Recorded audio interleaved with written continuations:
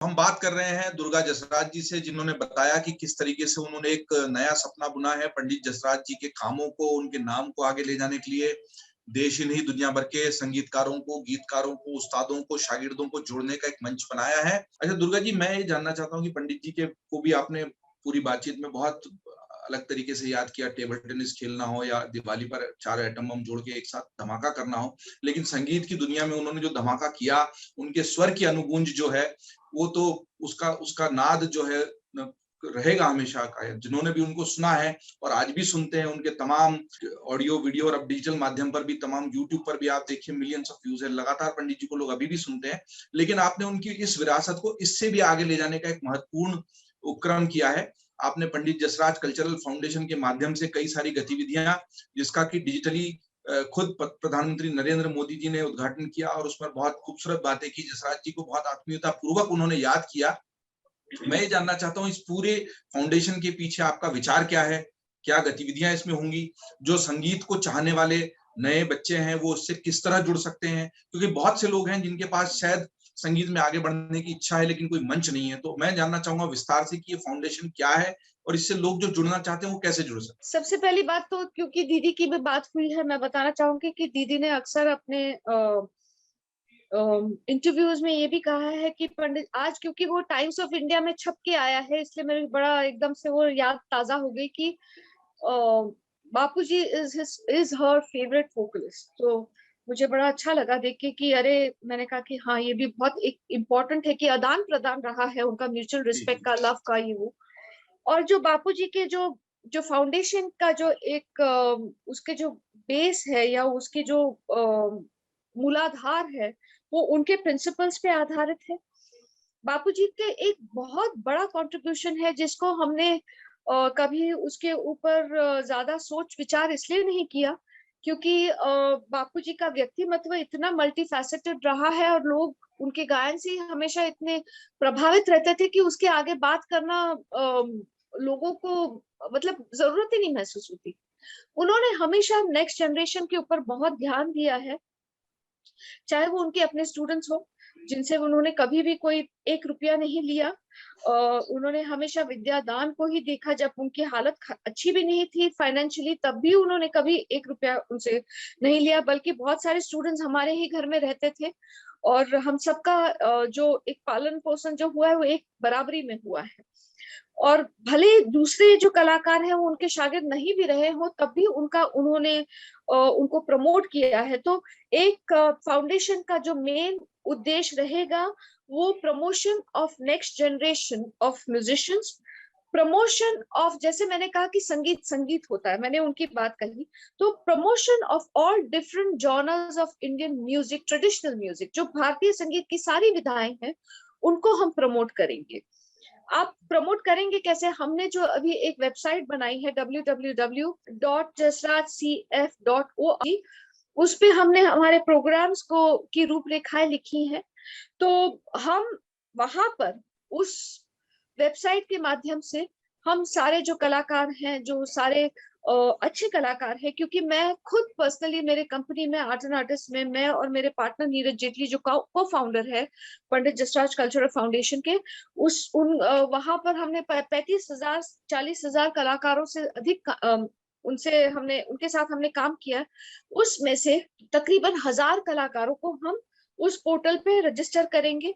तो आप अगर अपना गाना बजाना किसी सुनना चाहेंगे, सिर्फ गायकों के लिए नहीं, बल्कि हिंदुस्तानी शास्त्रीय संगीत, कर्नाटक शास्त्रीय संगीत, सूफी, गजल, भजन, कव्वाली, फोक इत्यादि, कीर्तन वगैरह, ठुमरी, दादरा, चैती, और प्लस सारे जो वाद्य है, संतूर, सरोद, सितार, फ्लूट, फिर कर्नाटक शैली के वीणा वगैरह, जितने वायलिन, उन सबको सिखाने के अच्छे शिक्षकों का हम वहां पर रजिस्ट्रेशन कर देंगे। आप जाके अपने गुरु को ढूंढे, आप जाके अपने वहां पर उनके साथ संपर्क साझा करें, और ऐसे होगा कि पूरे वर्ल्ड ओवर से आपको ये पता चलेगा कि अगर पंडित जसराज कल्चरल फाउंडेशन की वेबसाइट पे अगर इन कलाकारों का लिस्टिंग हुआ है तो वो अच्छे कलाकार हैं, बहुत अच्छे शिक्षक है, क्योंकि हर कोई कॉन्सर्ट म्यूजिशियन नहीं बन सकते।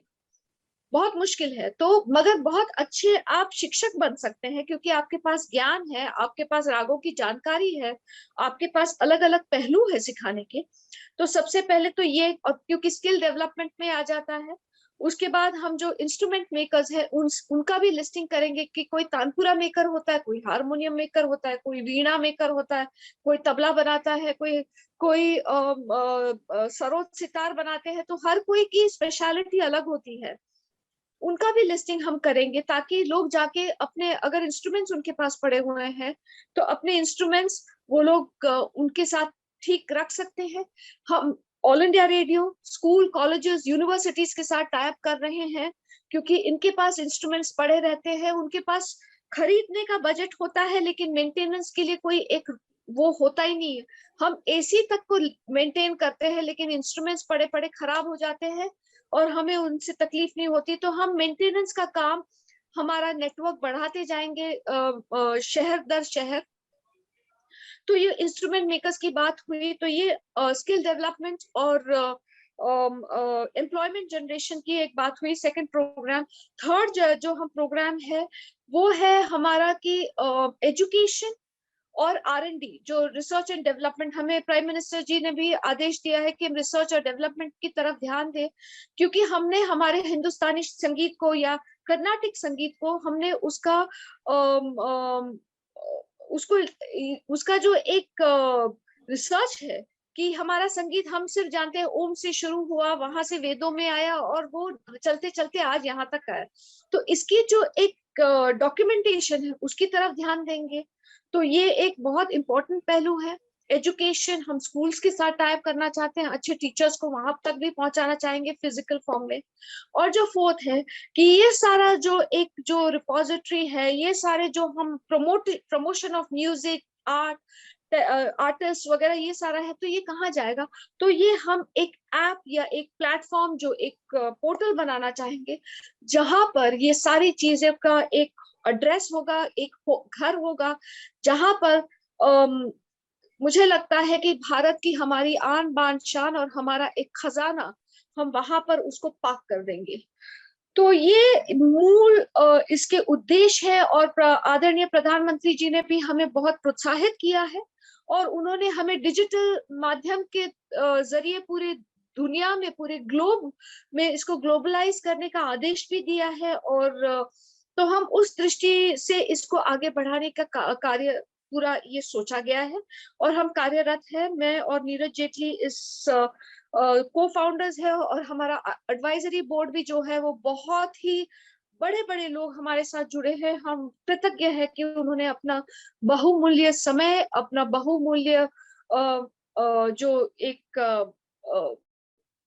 जो एक्सपीरियंस है वो हमें हमारे साथ शेयर करके हमें गाइड करते रहेंगे। दुर्गा जी, आपने मेरे ख्याल से बहुत सारी बातें पूरे फाउंडेशन की वेबसाइट और सबको लेके बता दी। आप शायद एक प्लेटफॉर्म क्रिएट कर रही हैं जहां संगीत के सारे मर्मज्ञ एक दूसरे से जुड़ सकें। इसका क्या कोई ऐप भी होगा जिसको डाउनलोड कर, आजकल ऐप का समय है, मोबाइल पर बच्चे ऐप रखते हैं, उस ऐप के जरिए लोग जुड़ने की क्या कोई ऐप आएगा इसका जिस ऐप से लोग वो मुझे लगता है 6 महीने में आ जाएगा। ईश्वर की दया सर, आप लोगों के सहयोग से और बापूजी के आशीर्वाद से, प्राइम मिनिस्टर आदरणीय नरेंद्र मोदी जी के जो उन्होंने आदेश दिया है, मार्गदर्शन किया है, तो मुझे लगता है उसका जो कार्य है वो शुरू हो चुका है। और जो वेबसाइट है वो बिल्कुल शुरू है और वो भी 2 महीने में उसका पोर्टल बन जाएगा, जहां पर सारे कलाकार लोग, अभी से उन्होंने रजिस्ट्रेशन तो हमने शुरू कर दी है लोगों की, तो वो बिल्कुल हमने काम तो शुरू कर दिया है। देखिए समय दर समय उसकी माइलस्टोन्स बनते जाएंगे। दुर्गा जी, बहुत सारी अलग अलग कोशिशें हुई हैं संगीत के नए उभरते कलाकारों को आगे लाने के लिए। हमने देखा कि कुछ रियलिटी शोज हैं, कुछ संगीत के गुरुकुल हैं, कुछ संगीत के विद्यालय, लेकिन फिर भी सारे डॉट्स को कनेक्ट करने वाला एक कोई उपक्रम मुझे नहीं दिखाई देता। और जो जितनी बात मैं आपकी अभी समझ पाया और जो प्रधानमंत्री जी के उद्घाटन के बाद खबरें सामने आई, उससे मुझे लगता है कि एक बहुत बड़ी पहल आपने की है। तो इसके पीछे किस तरह का, और आपको लगता है कि ये जो कई बच्चे आते हैं, शुरू में कुछ कोशिश करते हैं और बीच में कहीं हताश होकर वो संगीत की उस पूरी जो चेन है उससे बाहर हो जाते हैं, उनको आप जोड़े रख पाएंगे इस उपक्रम के माध्यम से? देखिए, मैं कहूंगी कि रियलिटी शोज जो है टीवी का, उनका काम है टीवी पे आपका मनोरंजन करना। उनका ये दायित्व नहीं है कि आपके करियर बनाए, सबसे पहली बात। दूसरी बात ये है कि उसी रियलिटी शो में से आपको श्रेया घोषाल मिली है, सुनिधि चौहान मिले, शान सोनू जैसे एंकर्स मिले जो बहुत ही सुपरस्टार सिंगर्स भी बने हैं, और ये इसमें उनका श्रेय है, उनकी मेहनत है। वो रियलिटी शो ने उनको एक प्लेटफॉर्म दिया, उनको लोगों तक पहुंचाया, लेकिन उसके आगे की जो मेहनत है वो आपको खुद को करनी पड़ेगी। आप ये किसी के ऊपर सिर्फ डिपेंड हो जाएंगे कि अब मैं जीत गया, अब मेरे पास दुनिया आएगी, तो वो तो होता नहीं है। अगर दीदी ने अगर ये सोचा होता दीदी लता जी ने कि महल के बाद अब सारे म्यूजिक डायरेक्टर्स और प्रोड्यूसर्स डायरेक्टर्स अब मैं घर में बैठी रहूंगी, तो वो नहीं होता है। आपको मेहनत करनी पड़ती है, चाहे आप कोई भी हो। मैंने बापूजी को देखा है, आखिरी क्षण तक मेहनत, रियाज, परफॉर्मेंस, सिखाना किसी भी चीज में, और गले को अपना तैयार रखना कि जब भी मैं गाऊं तो मेरा गाना 1 सेकंड में ऐसा सुर में बोलना चाहिए। तो उसके लिए वो 90 साल के होते हुए भी आवाज कभी काफी नहीं। तो ये सारे जो पहलू है वो आप टेकन फॉर ग्रांटेड नहीं ले रहे कि मैं आज पंडित जसराज हूँ, मैं संगीत मार्तंड हूँ, मैं ये हूँ वो हूँ, तो मैं आराम से, मुझे क्या लोग, तो आप नहीं ले सकते। तो ये मैंने देखा है। तो आप रियलिटी शो ने कम से कम आपको आपकी पहचान तो बनाई। अंताक्षरी ने मुझे पंडित जसराज की बेटी निशांत राम की ग्रैंड डॉटर से लेकर दुर्गा जसराज तो बनाया। जी उसके बाद अगर मैं कुछ भी ना करूं तो ये मेरी, और उसके बाद फिर लोग भूल जाएंगे, आपको क्यों याद रखेंगे? रोज उठ के आपको अपना गोल अचीव करने के लिए मेहनत तो करनी पड़ेगी ना। बड़ी बड़ी आपने, और मैंने इसीलिए ये सवाल आपसे खास तौर पे पूछा था क्योंकि दो बड़ी शख्सियतों के बीच आपका खुद का जो टैलेंट था, लेकिन आप एक ऐसे टीवी शो से जुड़ी जिससे आपकी एक अलग पहचान काम हुई, दुनिया ने आपको एक अलग रूप में जाना, और वो जहन में आज भी जब आपसे लोग बात करते हैं तो ध्यान हो, इनको ये पता है कि ये पंडित जसराज जी की डॉटर हैं, इनके नाना जी भी शांतराम है, लेकिन फिर भी तो ऐसे ही बहुत सारे बच्चे शायद रियलिटी शो में आते हैं, फिर उसका उनको लगता है कि सारी दुनिया कदमों में झुकेगी, लेकिन उसके लिए जो साधना होती है वो नहीं कर पाते हैं। आपका प्लेटफॉर्म क्या इस तरह के जो अच्छे संगीत के बच्चे आगे आ रहे हैं उनके लिए कोई काउंसलिंग का, गाइडेंस का भी एक प्लेटफॉर्म बनेगा? बिल्कुल बनेगा। और मैं आपको बताऊं, मैंने पहले भी कहा कि मैं 40,000 कलाकारों के साथ हमने काम अभी तक किया है, और ये मैं निरंतर करती आ रही हूँ क्योंकि मुझे अच्छा लगता है। मैं चाहती हूँ कि हमारे संगीत जगत में, स्पेशली ट्रेडिशनल आर्ट फॉर्म्स में, वो भी साज बने। और मेरा ये बहुत बड़ा पर्सनल एक एम्बिशन भी है कि लोग सिर्फ अच्छे म्यूजिशियन ना हो, वो अच्छे परफॉर्मर्स भी बने। और जब आप स्टार्स बनते हो, अच्छे परफॉर्मर्स बनते हो, तभी आप स्टार्स बनते हो। तो ये बिल्कुल काउंसलिंग होगा, मगर बिल्कुल हम काउंसलिंग से ज्यादा उनको अच्छे प्लेटफॉर्म देने की सुविधाएं, अच्छे मतलब लोगों तक पहुंचाने का कार्य करेंगे। लेकिन ये है कि ये ट्रेन भी दो पटरी पे चलती है, साइकिल भी दो पहियों पे चलती है। तो एक पहिया अगर चल रहा है, दूसरा पहिया सोच रहा है कि आपको करना है, मुझे नहीं, तो वो नहीं चलने वाला। तो दोनों को साइमल्टेनियस साथ में एक रिदम में चलना होगा। जितनी मेहनत हम कर रहे हैं, जितनी कोशिश हम कर रहे हैं, आपको भी उतनी ही कोशिश सामने करनी। से भी उसी तरह का प्रतिसाद, उसी तरह की सक्रियता दिखाई देनी चाहिए। मुझे जो बिल्कुल। खूबसूरत बात लगी आपके इस पूरे योजना में, वो ये लगी कि एक तरफ उस्ताद हैं जो सिखा सकते हैं, जिनके पास सिखाने का मादा है, वो जीवन में उस स्तर पर प्रवेश कर चुके हैं जहां वो सिखा सकते हैं, और एक तरफ सीखने वाले हैं, आप उनको भी जोड़ रही हैं। इससे आगे जाकर बात की, हिंदुस्तानी संगीत कहीं ना कहीं खानों में, खाचों में भी बटा है कि वो कर्नाटक का जो शास्त्रीय संगीत है वो अलग है, ध्रुपद अलग है, ख्याल गायकी अलग है, ठुमरी। तो आपने कोशिश की है कि इस मंच पर सारे सितारे एक साथ झिलमिलाएं और सारे सितारे एक साथ आए, कहीं ना कहीं एक बड़ा ब्रिज बनाने की कोशिश है। मुझे नहीं लगता कि इस तरह का कोई प्रयत्न इस स्तर पर हुआ होगा, लेकिन इसको यहां से ले जाकर आप कितना बड़ा कर पाएंगी, शायद इसकी सारी सफलता उसी पर टिकी होगी, कितने लोग इससे जुड़ते हैं। तो क्या बहुत सारे ऐसे सिखाने वाले उस्ताद, फनकार इससे पहले से जुड़ गए हैं जिनकी तरफ देखकर नए बच्चे इससे जुड़ेंगे आगे जाकर? जी हाँ, हमारे मेंटोर्स की लिस्ट में भी पंडित आदरणीय पद्म विभूषण पंडित शिव कुमार शर्मा जी हैं, पद्म विभूषण पंडित हरिप्रसाद चौरसिया जी हैं, पद्म विभूषण उस्ताद अमजद अली खान साहब हैं, पद्म भूषण डॉक्टर एन राजम हैं, पद्मश्री अनूप जलोटा जी हैं। ये तो हुए हमारे मेंटोर्स की लिस्ट में। और बाकी जो प्रोग्रामिंग टीम है वो भी बहुत बड़े बड़े माइस्ट्रोस हैं। फिर हमारे एडवाइजरी बोर्ड में भी नीलाद्री कुमार जैसे कलाकार हैं, सलीम मर्चेंट जैसे लोग हैं, कैलाश खेर है, मेरा भाई शारण देव है, जतिन ललित, मैंने पहले ही बताया मेरे ताऊ जी के बेटे हैं, दोनों ही जुड़े हुए हैं, पंडित दिनेश है। अच्छा, जो रियलिटी की बात है, जो आज की तारीख में या जब अंतराक्षरी शुरू हुआ तब से लेके जो टैलेंट को स्काउट करते हैं और ट्रेन करते हैं, आनंद शर्मा, वो भी प्रोग्रामिंग टीम में है। तो बहुत एक अलग अलग पहलू से लोग जो संगीत जगत में अपना कंट्रीब्यूशन कर रहे हैं बहुत अच्छे लेवल पे, उनको हमने एक टॉप ऑफ द टीम रखा है ताकि वो अपने जूनियर्स को ट्रेन करके वो लोगों तक फिर वो ट्रेनिंग पहुंचे। एक बहुत अलग दृष्टिकोण है। और अगर आप मेरे काम से वाकिफ हो, जो मैं 25 साल से या 30 साल से जो लगातार करती रही हूँ, वो है कि जो जितनी सारी विधाएं हैं उनको एक नजर से देखना, एक तरीके से उनको प्रमोट करने का कार्य हम लोग आर्ट एंड आर्टिस्ट मेरी कंपनी से करते रहे हैं। लेकिन अब इसका जो दृष्टिकोण है कि पूरे जगत को लेके बड़े से बड़े ब्यूरोक्रेट्स भी इससे जुड़े हुए हैं, जैसे कि लेजेंडरी एनके सिंह जो फाइनेंस कमीशन के चेयरमैन हैं, 15 फाइनेंस कमीशन ऑफ इंडिया के चेयरमैन हैं। और जो ब्यूरोक्रेट्स है तेलंगाना गवर्नमेंट के, जैसे अरविंद कुमार है, स्पेशल चीफ सेक्रेटरी हैं, फिर जयेश रंजन जी जो प्रिंसिपल सेक्रेटरी ऑफ इंडस्ट्रीज हैं, वो भी लोग हैं। बहुत अच्छी बातें सामने आई हैं और मुझे लगता है कि एक लंबा सिलसिला है जिसकी केवल शुरुआत भर है। मैं ये जानना चाहता हूं कि इसका कोई फेज वाइज भी आपका प्लान है? कैसे अभी आप शुरुआत में कुछ और करेंगी, आगे जाके कुछ और लोगों को जोड़ेंगी? आपने जैसे बताया 4-6 महीने में ऐप आ जाएगा। बहुत सारे बड़े नाम आपने लिए जो इस पूरे प्रोजेक्ट से आपके साथ जुड़े हुए हैं। आगे की कुछ योजनाओं के बारे में बात रखी। आगे की ये योजना यही है कि जो आपने खुद ही बता दिया कि फेज वाइज हम लोग डिवाइड करके चलेंगे ताकि हर काम ठोस हो, हर काम की नींव एकदम स्ट्रांग हो। और क्योंकि एक साथ अगर आप बहुत सारी चीजें करने लगते हो तो कभी कभी आप हाथ पैर मारना शुरू कर दोगे, क्योंकि आप it will be too much. तो हम लोग जैसे अभी हमने वेबसाइट को लॉन्च किया है, उसको पहले पोर्टल बनाएंगे ताकि वहां पर सारे जो शिक्षक, जो एजुकेशन का जो हम स्किल डेवलपमेंट और एम्प्लॉयमेंट की बात कर रहे हैं, सबसे पहले तो ध्यान उस पर रहेगा। और for musicians and instrument makers, तो ये काम फेज 1 में होगा। फेज 2 साइमल्टेनियसली काम चलता रहेगा, लेकिन लॉन्च हम बहुत जल्द ही करेंगे और वो होगा ऐप बनाने का।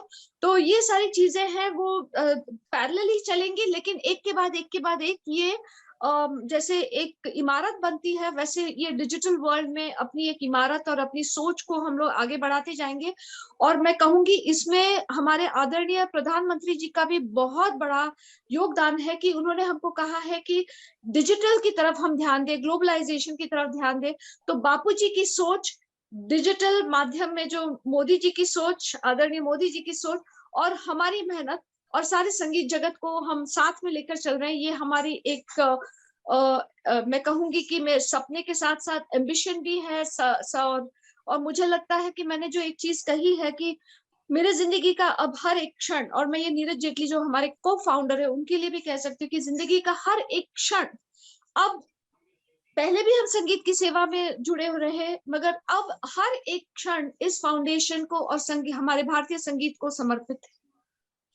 भारतीय संगीत को समर्पित है, आपको विरासत में मिला और बहुत महत्वपूर्ण प्रयास आप इस उपक्रम के माध्यम से कर रही हैं। हम अमर उजाला के ओर से इसके लिए शुभकामनाएं ही दे सकते हैं आपको कि आपका ये उपक्रम सफल हो।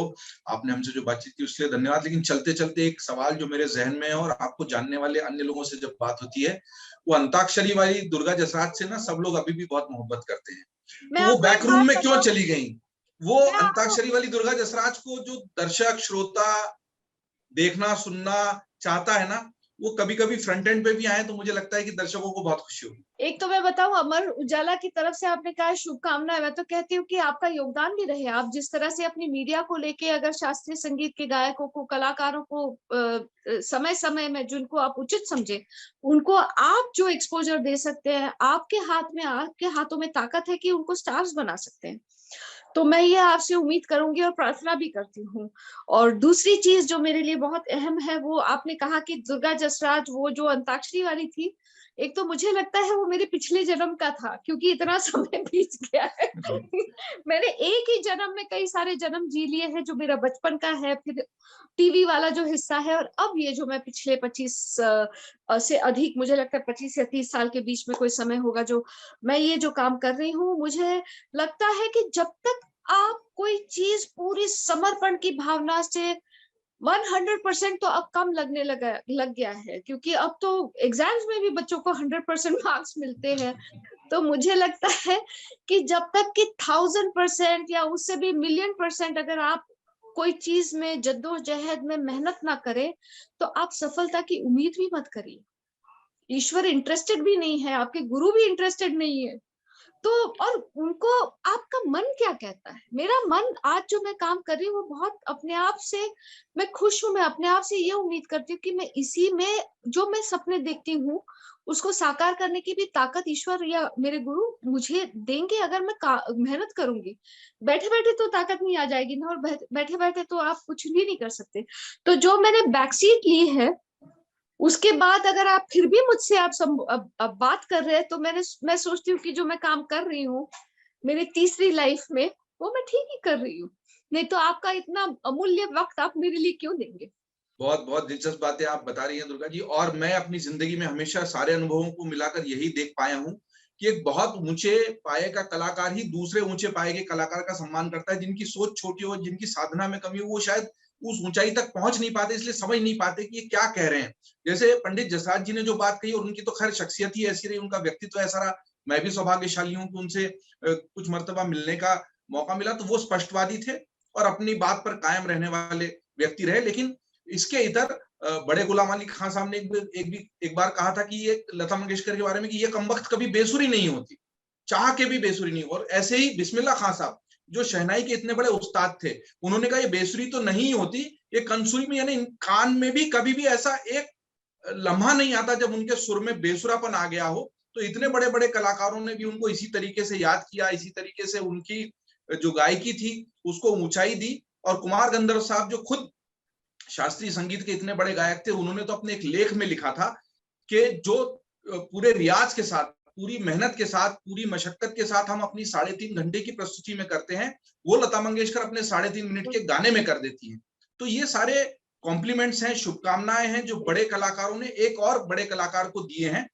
दुर्गा जी, चूंकि आपके पास तो एक बड़ा ही बिरला संयोग है, कॉम्बिनेशन है, मैं कहूंगा कि जिसमें आपने शास्त्रीय संगीत की भी पूरी विधिवत तालीम ली, उसका रियाज किया, उसकी प्रैक्टिस भी की, और आपने सुगम संगीत और फिल्मी संगीत से भी आपका गहरा नाता रहा।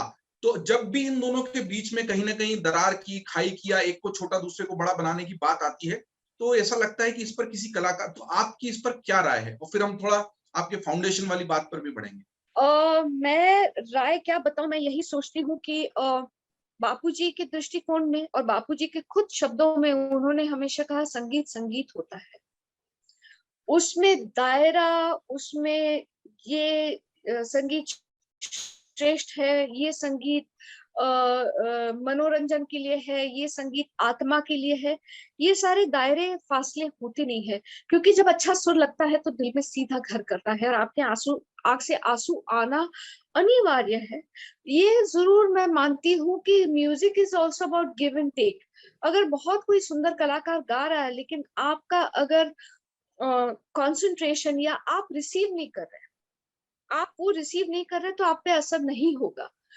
जैसे हम सोचते हैं कि आज अगर मैं आपके साथ लाइव हो रही हूँ, तो इसमें मेरे वाईफाई का भी कंट्रीब्यूशन है, आपकी भी कनेक्टिविटी का जी, कंट्रीब्यूशन है, और फेसबुक का भी कंट्रीब्यूशन है, और यूट्यूब का भी कंट्रीब्यूशन।